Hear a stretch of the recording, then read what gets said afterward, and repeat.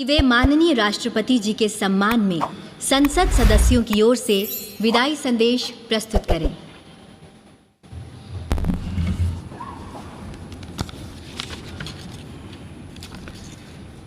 माननीय राष्ट्रपति जी, माननीय उपराष्ट्रपति जी, माननीय प्रधानमंत्री जी, माननीय मंत्रीगण, संसद के दोनों सदनों के माननीय सदस्यगण, अतिथिगण, माननीय राष्ट्रपति जी के प्रति हम सबके भावों की अभिव्यक्ति करने वाला एक सम्मान पत्र मैं अब आपके समक्ष पढ़ना चाहता हूं। माननीय राष्ट्रपति महोदय श्री रामनाथ कोविंद जी, भारत की संसद के दोनों सदनों के सदस्यों के लिए आज गर्व का अवसर है कि जब वे राष्ट्र की ओर से आपके प्रति कृतज्ञता, सम्मान, श्रद्धा और साधुवाद व्यक्त करने के लिए एकत्रित हुए हैं।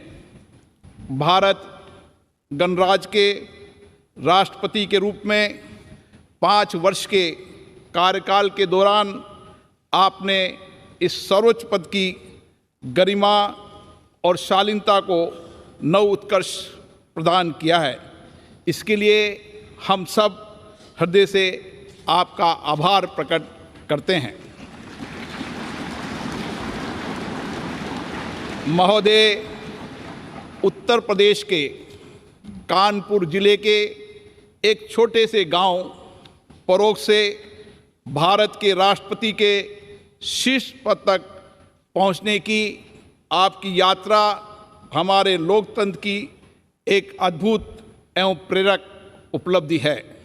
सुदीर्घ सार्वजनिक जीवन में राष्ट्रहित तथा जनसामान्य के कल्याण को लक्षित करके लिए किए गए कार्यों से आपने ये सिद्ध किया है कि आप एक बहुआयामी संवेदनशील जनसेवक हैं।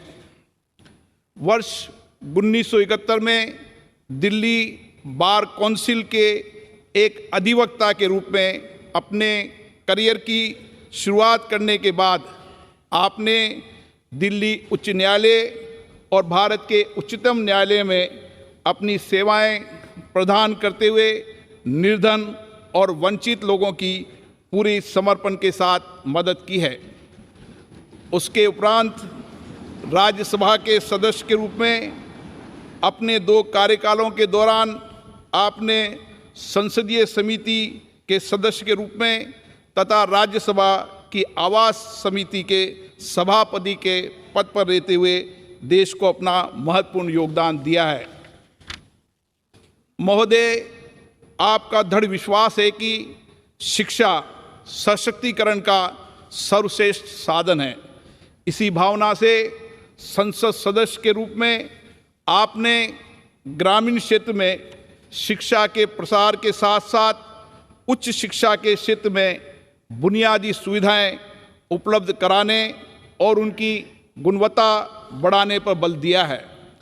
आपने राष्ट्र निर्माण में महिलाओं की अधिक से अधिक भागीदारी और समाज के वंचित वर्गों, विशेष रूप से दिव्यांगों और अनाश्रितों के लिए अधिक अवसरों के सृजन के लिए आपने निरंतर प्रयास किए हैं। जनहित के महत्वपूर्ण मुद्दों के लिए आपकी अटूट प्रतिबद्धता लोक सेवा के प्रति आपके समर्पण का प्रमाण है। महोदय, वर्ष 2015 में बिहार के महामहिम राज्यपाल के पद पर आसीन होने के बाद आपने संवैधानिक मूल्यों को संरक्षित रखते हुए शांतिपूर्ण तरीकों से और संवाद के माध्यम से अनेक मुद्दों का समाधान किया, जिसके लिए एक स्वर से आपकी सराहना की गई। कुलाधिपति के रूप में अपने राज्य के विश्वविद्यालयों के क्रियाकलापों के सुधार के लिए निरंतर प्रयास किए गए।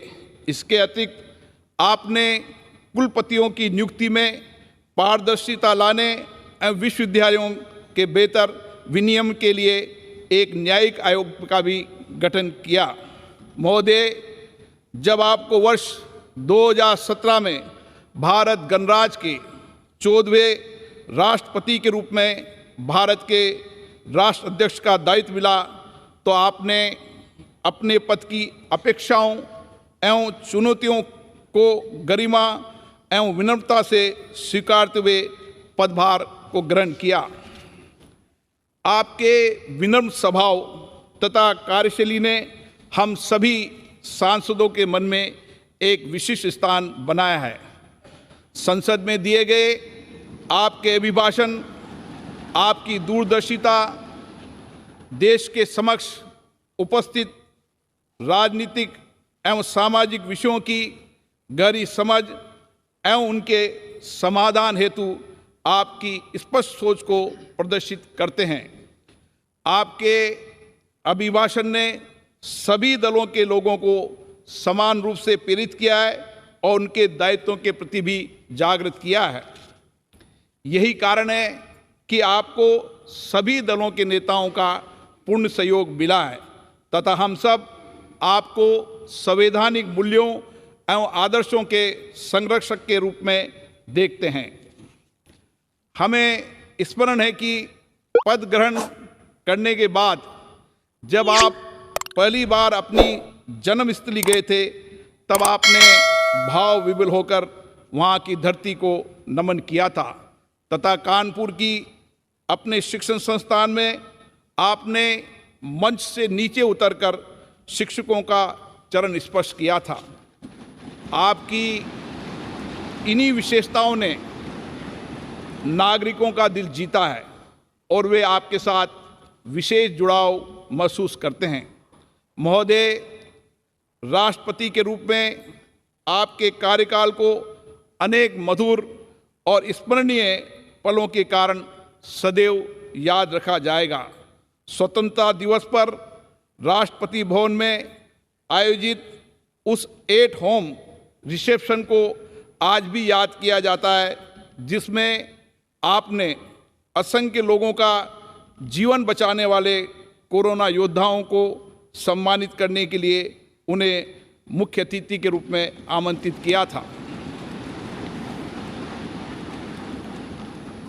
भारतीय सेना के सुप्रीम कमांडर के रूप में मई 2018 में सियाचिन में सबसे ऊंचाई पर स्थित युद्ध क्षेत्र कुमार पोस्ट में तैनात सैनिकों से आपकी ऐतिहासिक मुलाकात, पीएम केयर्स निधि में 1 माह के वेतन का दान करने का आपका अनुकरणीय योगदान, कोविड-19 के विरुद्ध संघर्ष के दौरान अधिक धनराशि उपलब्ध कराने के लिए मितव्ययिता के उपायों के साथ 1 वर्ष के लिए अपने वेतन के 30% भाग का परित्याग करना, ऐसे कई उदाहरण हैं जो देश की सामूहिक चेतना में स्थायी रूप से अंकित रहेंगे।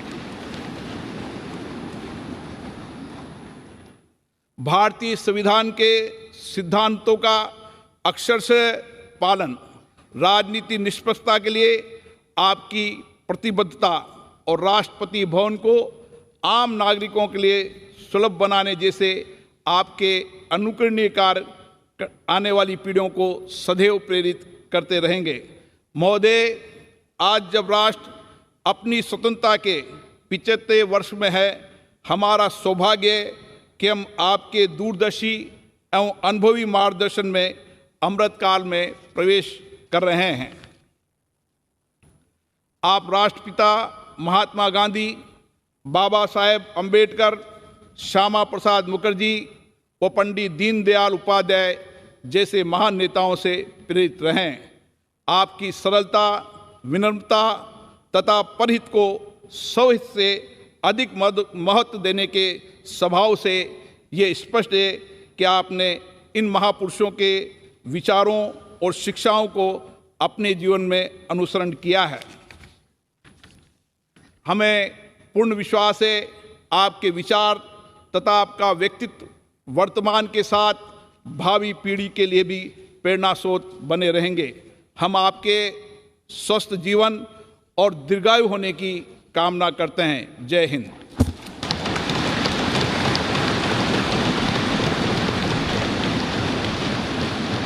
धन्यवाद माननीय लोकसभा अध्यक्ष जी। अब मैं आपसे अनुरोध करती हूं कि आप माननीय राष्ट्रपति जी को विदाई संदेश भेंट करें।